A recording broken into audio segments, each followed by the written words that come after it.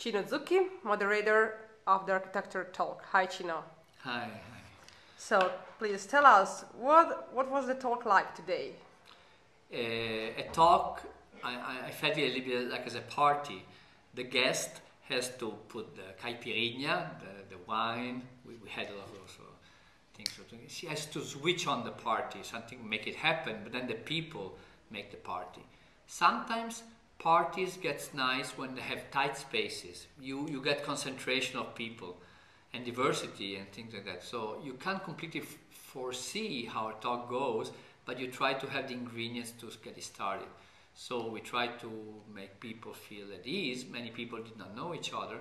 And I started out in a way inverting the usual way we see the question of the workplace. Many times we experience the workplace starting from our bubble, our personal sphere. You know, we have a desk, some objects, and this maybe time is a personal experience.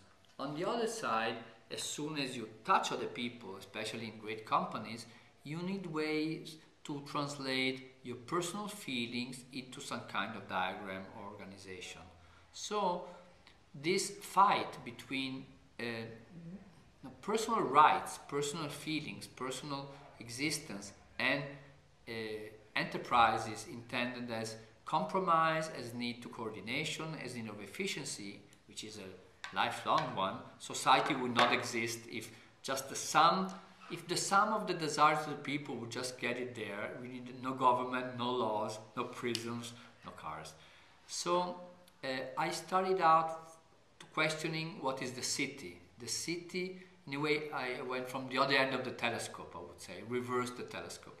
And the city is a place designed in ages where the question of relationship between individual life and collective one is already somehow responded to. We feel a city is a set of rooms, of individual spaces, but also has streets, squares, airports, services, everything which allows us to live together. So I'm not saying the city is a model of an office. I'm just saying a city is something, perfection of a time, where this question of a subjective and in society is somehow gave a physical form. Then the metropolis, as opposed to the traditional city, is a place where we try to reinvent the spaces based on function, and somehow we produced a new environment which was based on the function, but as we produced it, also unseen things and hoped for, maybe fearful things happen. Today's metropolis is built by us, but has aspects we also don't understand it, we also are feared.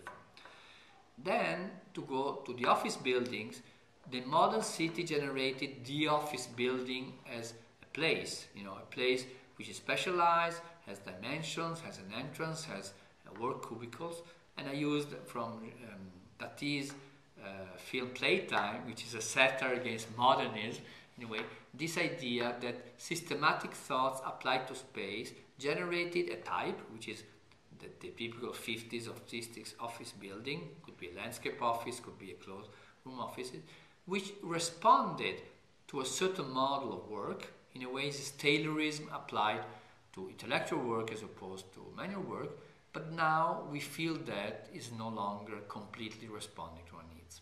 Starting from that, which is a clear model, the wonder is how everyday values, for example, the value about the environment, people who like nature, the value about non-standard procedures or workplaces, the value about bringing some kind of contamination with personal life, bringing some joy, happiness, relax, informal interaction, which sort of break down the likely sand in the machine of the perfectly productive office. So when we reach the top of production, somehow the issues coming from the people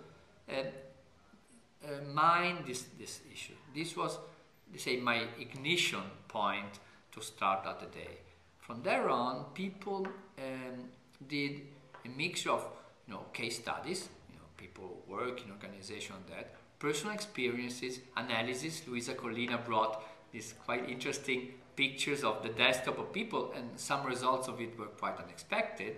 So some people do analysis, some people have feelings, and they all somehow go around some typical issues. One could be the issues about the conflict between privacy and communication.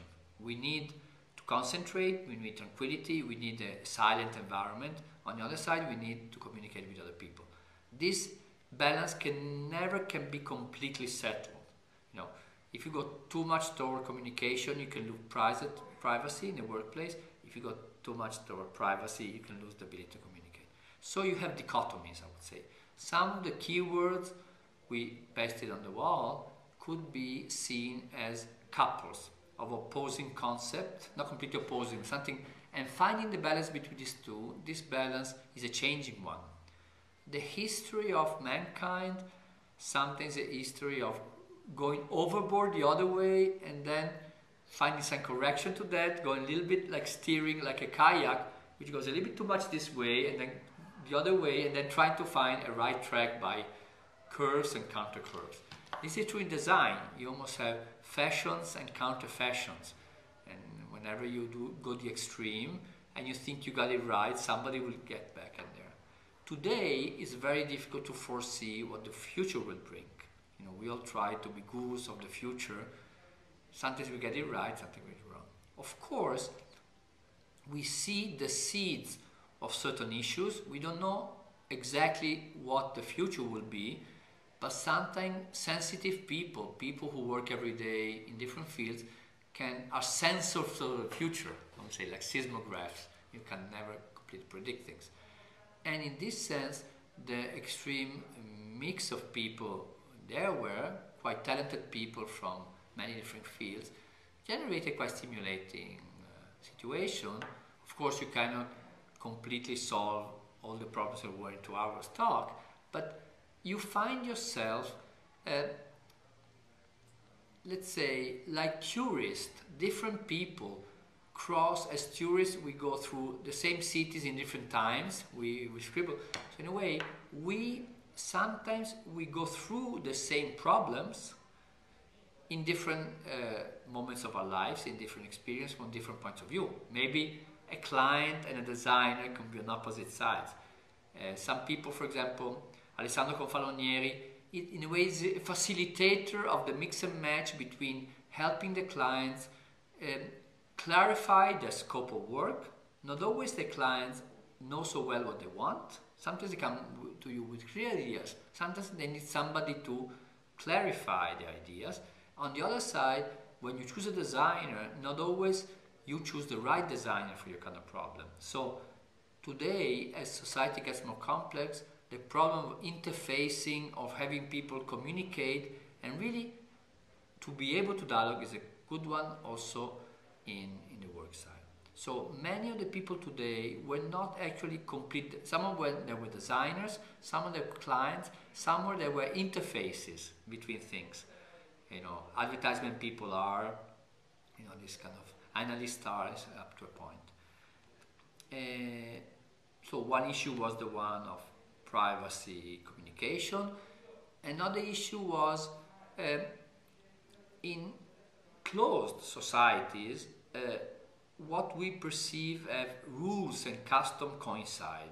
Sometimes you don't need completely to outspoke rules, because many times the rule coincides with the custom, the way you do things, which is so embedded into our soul we're not conscious.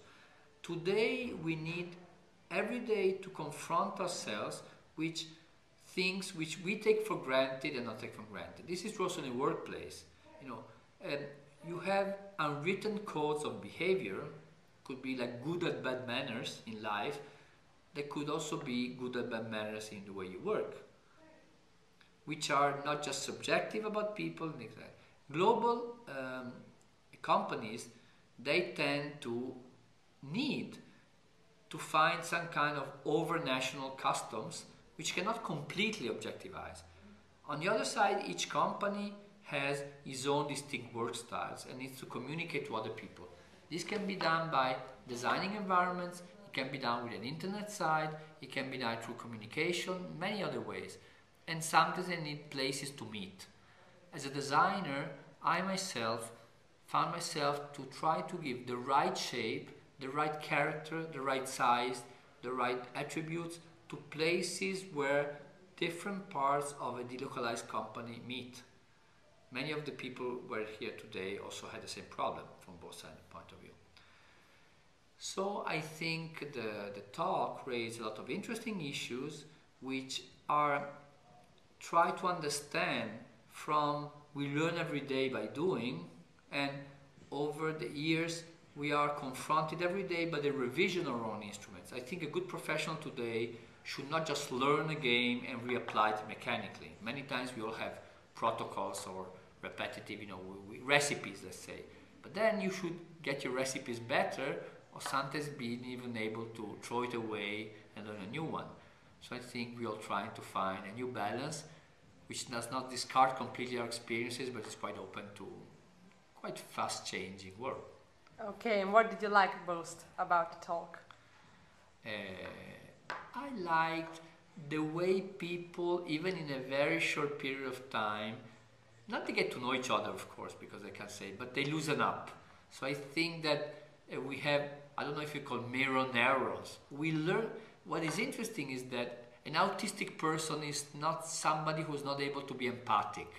I think we need empathy in every kind of job, where even if we cannot tell each other everything we know, some resonance occur, and this is nice, and that's why the party metaphor is a nice one. Something, some kind of, the way thing goes with not just the algebraic sum. There's a character to meetings. Some moments a party is really dancing, and sometimes people get sad. There's a moment with a party that people are tired and sit on sofas. There's a famous song Avalon by the Roxy Music where they say somebody from a sofa seat you see come out walking on the party. So meetings have some kind of, you could diagram the, I don't know what are the pyramids of a meeting: happiness, conflict, feedback, fast pace, creativity. You could, I would like to have, like when you have musical scores, you can make an equalizer. You have this kind of programs which translate music into waves. I would like one day to find a program which translates meetings into waves, wavelengths of what happens with the brain. Many people put together, they have strange wavelengths occurring between their brains. Thank you very much. Okay, thank you very much to you to have given me the